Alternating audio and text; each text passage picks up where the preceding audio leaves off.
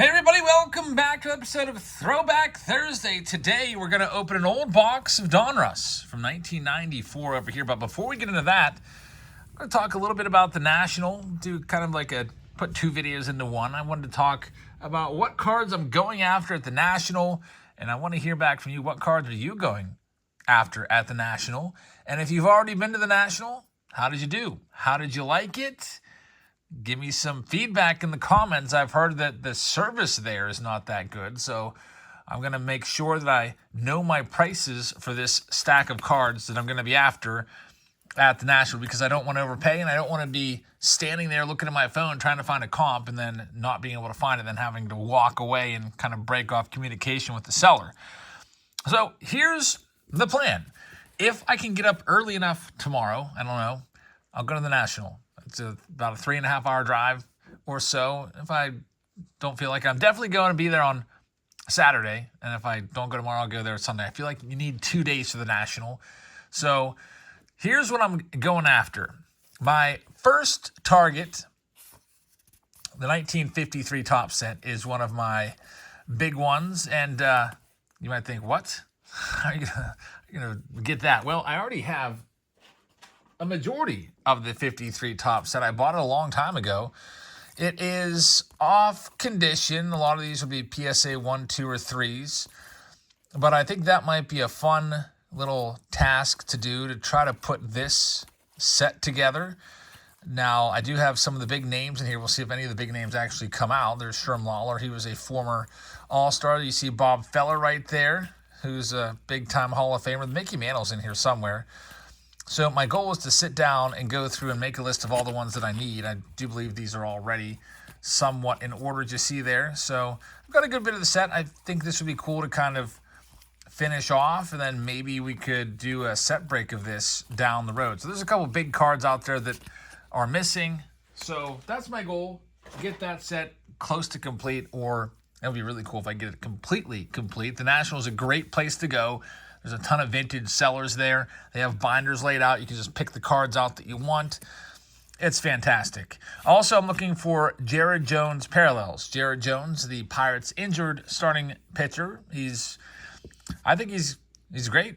So I'm looking for any of his stuff that is a chrome rookie parallel. I have his base, I have his prism refractor, I have his refractor, but nothing else. I'd like to start trying to build a rainbow of him, which it will be the first time I've ever done that before. Now, here's the cards that I'm targeting. Every year, I've got this card on my list for the National. Every single year, it's been on my list for the last at least 3 or 4 years. It's the 1951 Bowman Mickey Mantle, and I would be looking for this card in a PSA 1, 2, or 3. It looks like would mostly be in my range. I would really be pushing it to go to a 4. But I've wanted this card to go along with the 52 mantle I have for some time now, so that one's going to be on my radar at the National. It always is, and we'll see if I end up with it this year. Also, this is a new one to my want list. It's the 1948 Leaf Jackie Robinson rookie card. I just realized I don't have a single Jackie Robinson card in my entire collection. Jackie only played for 10 years, 1947 to, I think, 56, and then he retired once the Brooklyn Dodgers moved over to Los Angeles. Instead of making the trek over there, he hung it up. So doesn't have a ton of cards, but I figure it would be really cool to have a Jackie Robinson rookie in the collection. Again, I'd be looking for a low grade, PSA 1, 2, maybe 3 on that one as well. And this one's been kind of on my mind for this entire year. I almost bought one at a card show a few months back, but the guy didn't accept PayPal, or I would have bought it. It was a PS3 Hank Aaron rookie card, 1954 top. So those are the ones that I'm mostly targeting. When you go to the National, I feel like you have to have a list of cards that you're looking for, because otherwise you'll be completely overwhelmed. And then you'll just end up picking up stuff that maybe is an impulse buy. And literally, you can find every single card there. All the big cards are there. All the Hall of Fame rookie cards, autos, parallels, everything is there. So, yeah, it's going to be pretty crazy. And I cannot wait to bring you some videos about it. So, again, we'll be at the National definitely on Saturday. starting at 10 a.m. on Whatnot. We have a special Whatnot stream, so I'll be streaming from the Whatnot booth in the Breakers Bowl. And check us out. We'll be live for 2 hours from 10 a.m. to noon on Saturday. And then maybe I'll see some of you there. So thank you very much for watching, everybody. Now let's get into the Throwback Thursday portion. And another thing I'm looking for that I didn't put on the list is just older boxes for Throwback Thursday. I always like picking up older stuff. It'd be cool to find some old boxes. This is a 1994 Donruss hobby box. I picked this one up a long time ago for $10. I think it was prior to the pandemic. See the $10 price tag on there. It is a Series 1 box. And back in 1994, these were, what was the price of these? 99 cents or something like that. But there's 330 cards in the set. They did 2 series. We're looking for the Diamond Kings cards, of course, which is always fun to look out for. Rookie cards in 94 Donruss, there's really not a whole lot to go after. And then, of course, the Elite would be amazing. Elite cards are numbered to 10,000. There's 6 of them in Series 1. The odds of finding one are 1 in 216 packs, which actually, it could be possible. We might find one today. I mean, I feel like I've found a lot of pulls and parallels from hobby boxes that have been much tougher pulls than 1 in every 216 packs. So let's see if we've got. The Diamond Kings are 1 in every 9 packs. Let's go ahead and do it. 1994 Donruss. Here we go. There's one of these in every single pack.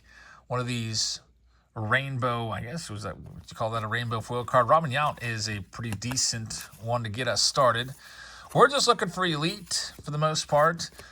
The design, I'm not a huge fan of it. I always thought they're a little bit tougher to read with the small names. You got Earl Hershiser. I mean, even as a kid with really great vision, sometimes I'd have to like turn the card and be like, okay, who's that? Mike McFarland. Here's pack number 2, 1994.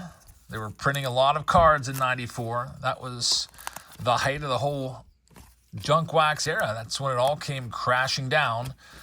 We've got Arthur Rhodes right there. Here is our special 1 per pack. Man, all the companies did seemingly a 1 per pack deal back around this time. Topps did their Topps gold cards. I feel like Fleer put 1 insert per pack. There's Dale Strawberry, Aaron Seeley, and Brett Barbary. These backs were pretty sweet. I always liked the backs of 94 Donruss. They give you a big color photo. And I was never a huge fan of the limited stats on the backs of these. But here we go. Look at this. A Ryan Sandberg 1984 Donruss 84 anniversary card right there. Back then it was just the 10-year anniversary of 84 Donruss, which was, I think, the best design of Donruss throughout all the 80s. So such a really nice one right there. It kind of looks like skeletons all piled up in the background behind Ryan Sandberg. Look at that. Ryan Sandberg into some sort of, I don't know, burial ground playing ball. That's a really creepy card now that I look at it, and I kind of want to keep it and just to remind me of how weird that is. There's John Smoltz, who's a Hall of Famer. So let's see what else we've got. There's Kevin Apier, who always had the worst pictures on his cards. Kevin Apier really would make a strange expression on his face whenever he delivered a pitch, and I used to hate him for it. Like, take a look. Of course, he comes up again out of nowhere. Look at this just awful expression on his face. Like, what is happening to his face?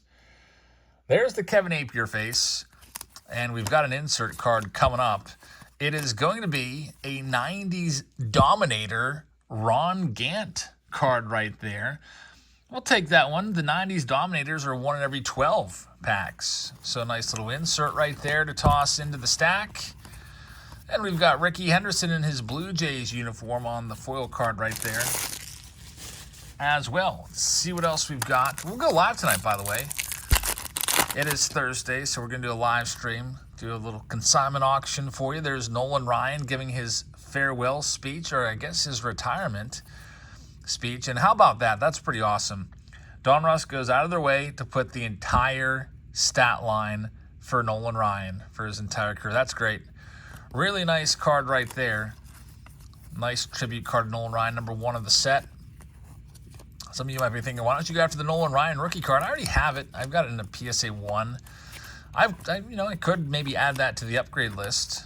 That's always a possibility at the National too. You can get a great card and upgrade it. There's another Nolan Ryan on the Career Salute foil card right there. That's awesome. That deserves a sleeve. Pretty sick card right there. 13 cards per pack in 1994 Donruss. This is definitely, wow, 3 Kevin Apiers already. There's Wade Boggs. We've got Pedro Martinez again, but this is definitely a pretty nice step up from some of the earlier 90s Donruss releases. 90 and 91, not all that good. 92, just somewhat slightly better. 93 was okay, but still kind of looked pretty cheap. And they go with these full bleed photos, borderless. Very nice. I think they took maybe a page out of Stadium Club with the large borderless photos. Overall, not a bad product. Let's see, not a bad design. Just wish the names were larger. There's Barry Larkin, who's a Hall of Famer. And we'll see if we can find anybody else. We're looking for the inserts. We've got a Robert Ventura right there. Gary Sheffield and Manny Ramirez. Now, the elite cards, always super tough to find. So they were numbered to 10,000. I did find one once in my life. It was when I was, I think, 12 years old. I think it was 92 Donruss. I pulled a Fred McGriff Leaf. Or not Leaf, but elite card. Still remember the exact spot. Pulled it on Route 30, which now would be right across from, I guess, where the Walmart is in Greensburg. Still remember hitting it. And we hit another Nolan Ryan foil card. That's pretty awesome. So I've got 3. I've been taking the Ryans out to put those off the side. That's pretty sick. Keep those coming. Here we go with the next one here. It'd be cool to do a break of some lower-end Donruss product one of these days and look for an elite and try to pull an elite card on camera. That would be nice.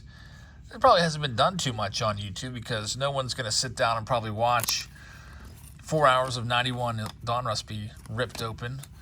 But it will be, just for the chase factor, I think it might be kind of interesting. Too bad I didn't buy a case of those back in the day when they were like $60 for 20 boxes. There's Chuck Knobloch. I wonder what a case of 91 or 92 Donruss would sell for now. Probably hundreds and hundreds. We've got another insert coming up. We've got a Diamond Kings. This is a good pack. Mo Vaughn. The Diamond Kings are 1 in every 9. So there's 1. Another Pedro. And we've got a 90s Dominators Matt Williams in there as well. So get those insert cards put in the insert stack. And let's see what else we've got. Not bad for a $10 box right now. Like, I might be able to take those inserts and those Nolan Ryans and make the money back right there on the box. Here we go with this next one. And I'm also pretty happy that the cards aren't all stuck together, which I was prepared to just go with some sort of older blaster box if these were all stuck. But I've never opened 1994 Donruss on the channel, and I figured let's go ahead and give it a try. Well, what else do we got here? There's Brad Pennington. I wish the cards were going the same way all the time. It's kind of annoying. Paul Molitor. And looks like no insert's going to be found in this next one. Brian McRae. Starting to see some repeats now. Mike Devereaux, that's a name that we mispronounced often as kids. We used to call him Mike Deverex. We had no idea how to pronounce French. Next pack, we'll see what we've got in 94 Donruss. Yeah, National, I guess, is 10 to 6 this weekend on Friday and Saturday. I got to see if I can get in there early on Saturday because I think last year at the National, it took me like an hour to get in. Standing in line, there's Mike Piazza, 94. And my show is supposed to start at 10, so I'm going to try to show up early and see if I can get brought in maybe like 30 minutes early so I can get set up. I'll have Sophia with me helping out as my special break assistant. This card feels really weird. I wish you could feel this. There's something wrong with this card. It feels like a vintage stock card. What is up with this? I don't know if you can tell, but there is maybe no glossy UV coating on it or whatever it is. The card feels very strange. Only one like that. Definitely stands out from the rest. Yeah, I'm thinking tomorrow, or not tomorrow, but Saturday on Whatnot, we'll be breaking some Chrome. Do a couple rounds of that. Everybody that participated in our Whatnot breaks from last night, all your stuff is on the way. We did 10 rounds, I think, with the Whatnot orders and all the rounds. We had 325 orders, and every single one of them is currently in the mail on the way to you. So thanks for tuning in. We also gave away I think 40 packs and blaster boxes and stuff like that for free. Let's see, we've got another hit here. It's Pudge, Ivan Rodriguez, Diamond Kings. Get that one sleeved up. Those are 1 in every 9, so we'll probably see hopefully we see 4 of those. I just want to find an elite. There's Chris Sabo with the glasses. Those iconic Sabo glasses. He was really the only one that wore those. Can't really think of any other player that wore the Sabo specs. I guess maybe recently you had Danny Jansen try to bring them back for the Blue Jays. But, yeah, nobody around here in my friend group as kids liked Chris Sabo at all. I think that probably had something to do with the Reds eliminating the Pirates in the 1990 NLCS. Chris Sabo being a decent player back in the day. We got John Crucky, going for the high fastball. Looks like he's squaring it up, too. He's a good player. John Kruk, great announcer. There's Rafael Palmeiro, their forgotten superstar. 3,000 hits, 500 home runs, and not a Hall of Famer.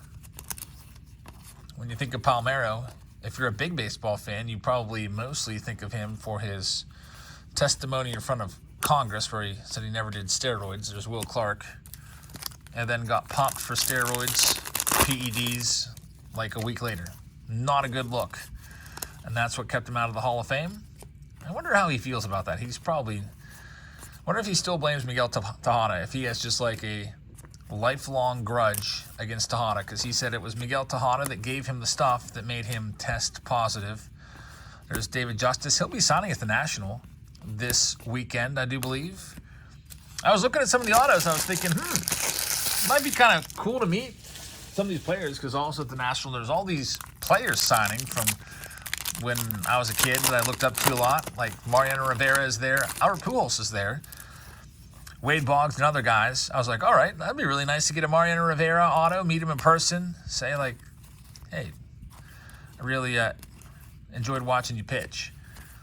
And I looked at his price. If you want Mariano Rivera to sign a card, it's like $320 or something like that. And I was like, yikes. I could just go on eBay right now and probably find a nice numbered Rivera out of like 25, make some sort of official Topps issue card, and maybe get it for less than that. Of course, it's the experience of meeting him. There's a 90s Dominators, Jose Canseco. The thing is, though, I don't know. If you get his auto, even on a ball, is it going to be worth $325? Maybe. That's pretty crazy. And I was like, how about Albert Pujols? I'll look him up. There's Tony Gwynn. I was glad I was able to find his autograph. Got a Tony Gwynn auto in the collection now. Got that a couple weeks ago. But Pujols is even more. He's like $415, something nutty like that. There is Juan Gonzalez, Dominators card. Still no elite. One of these days, we don't do Donruss all that often. There's Manny, rated rookie, but one of these days we'll pull an elite. Maybe one of these days I'll do an elite live stream where we get a case. I've always wanted to do like a storage unit find, and it'd be nice to find a bunch of Donruss cases in an old storage unit somewhere. There's Tim Salmon, Diamond Kings card. So the parallels, or not the parallels, but the inserts are starting to show up now more often. Steve Cook, former Bucko right there. And we've got Tony Gwynn. Very nice. We'll get this one sleeved up. We've got the Tony Gwynn I call it the foil, but it's actually called a special edition is the actual name. Tony Gwynn Special Edition. And Frank Viola from the next one. All right, so yeah, I'm determined to get one of those cards that I have talked about for the National. The problem is, if I find the Mantle or the Jackie Robinson, probably not going to have the cash on hand. I'm not going to be walking around with tens of thousands of dollars or 10 grand or whatever it's going to cost. We've got Hubie Brooks there. So I'm hoping that whoever I buy it from will take PayPal. I guess, you know what? I kind of get a feel. Like when I walk up, if it's some old-timer, old-school seller, you can always tell. You ask them, you take PayPal, they'll be like, nope, just cash. If it's a younger guy, a lot of times they'll have yeah, I'll take PayPal, Venmo, Zelle, Cash App, this, that, the other. There's Ken Griffey Jr. Very nice. First time seeing the kid. Griffey, right there. I wouldn't mind getting a Griffey PSA 1089 Upper Deck. That's kind of one of those other cards that I might be tempted to pick up if I see it. I don't have a graded Griffey rookie. I have his rookie card, his 89 Upper Deck, but I don't have his PSA 10. Big price difference between the 9 and 10, as most people speculate the 10s have been kind of pop controlled. It's really tough to get a Griffey PSA 10 on any of his 89 Upper Decks. But that's one I would look out for. Last year, I had Clayton Kershaw on the list for another potential card. I came up short in finding the Kershaw last year. But I did get the number one target on my list last year. That was the Roberto Clemente. There's Kyle Ripken for the first time. I was wondering when we were going to see my former favorite player.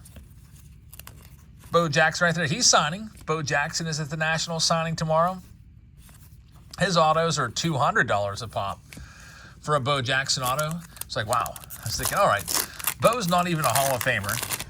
He didn't even play in baseball for that long before he had that career-ending hip injury. So maybe he'll be $50? Nope, $200. Let's see what else we've got. Steve Sachs. There's also a good contingency of former Indians players. There's Kenny Lofton, and got a nice career salute to George Brett. That's a good card right there. I like it. That's going in a sleeve. George Brett, 73 to 1993. His career stats on the back. That's a nice card. All right, so we're down to our last stack here. Let's see what else we've got. Also, when it comes to the National, if you've never gone before, it's always important to be prepared. Ken Griffey Dominators. That's a sick card right there. I'm kind of liking these inserts. I wish they had 1994 Donruss light boxes or Donruss Breakers Delight boxes where we didn't have to deal with all the base commons, but the hits, those inserts, pretty nice. And by be prepared, I mean, you got to have like a 400 or 500 count box to put all your cards in that you're buying. You don't want them like rattling around in your bag.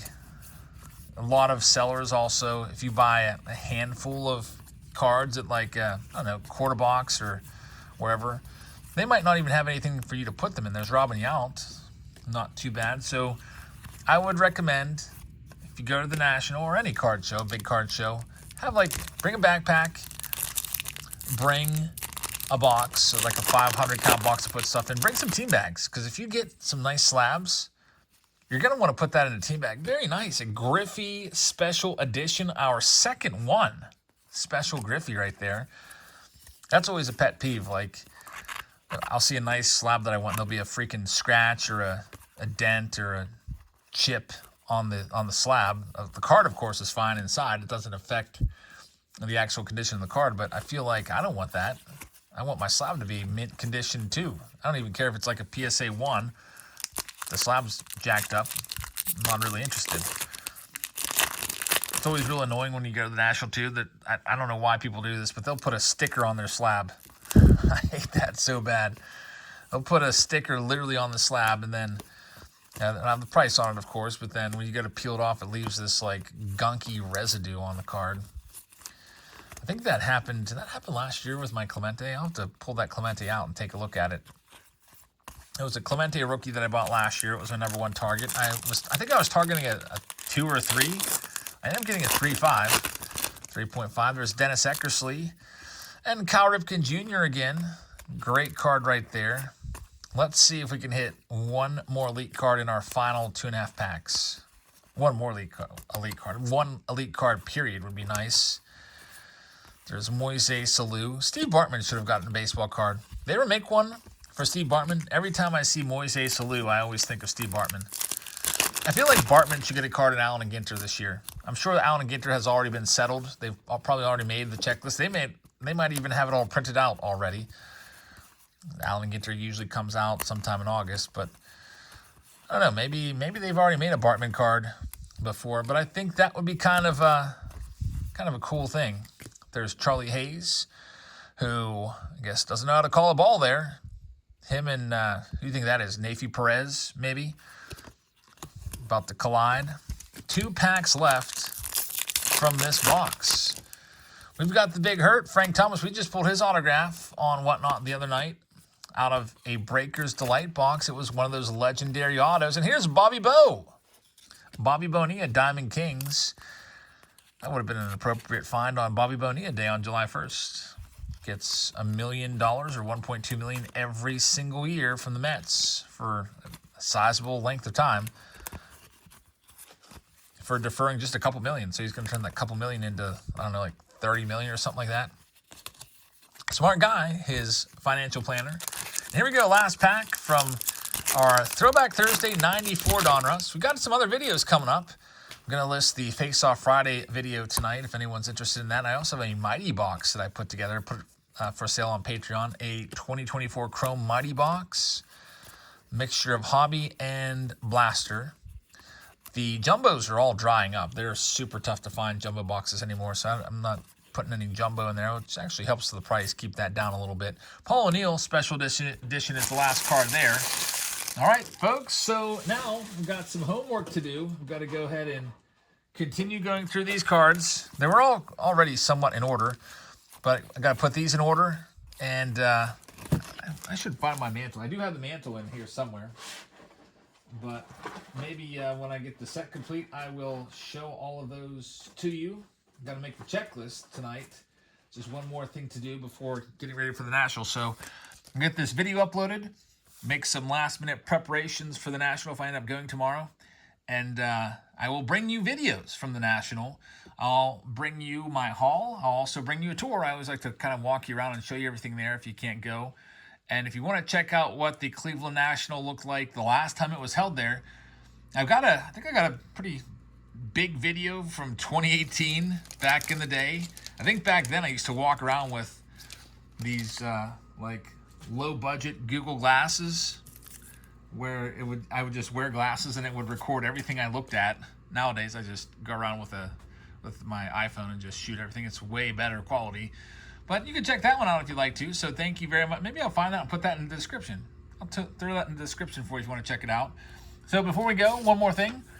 We're sponsored by Whatnot. Make sure you use this code right here to get $15 for free added to your account. Whatnot.com/invite/JabsFamily. It will automatically add that to your account. We're live on Wednesdays.